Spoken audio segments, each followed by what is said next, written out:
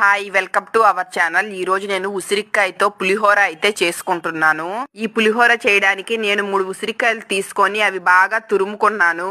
మొన్న ఈ మధ్య నాకు ఒంట్లో బాగోలేనప్పుడు నోటికి ఏమీ సహించడం లేదంటే మా ఆయన బయట నుంచి ఉసిరికాయ పులిహోర సాంబార్ అన్నం అయితే తీసుకొచ్చారు. ఆ రెండు చాలా బాగున్నాయి.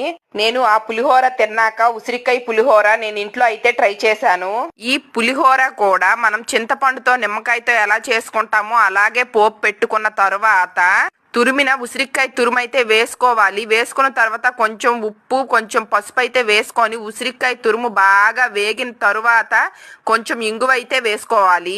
ఇది బాగా వేగిన తర్వాత అన్నంలో అయితే ఈ పోపుని కలుపుకోవాలి. నేను అన్నంలో కూడా కొంచెం ఉప్పునైతే వేసుకొని కలుపుకున్నాను. ఉసిరికాయ పులిహోర అయితే చాలా బాగా వచ్చింది. టేస్ట్ కూడా చాలా బాగుంది. మీకు కూడా మా వీడియో నచ్చితే లైక్ చేసి సబ్స్క్రైబ్ చేసుకోండి ఫ్రెండ్స్.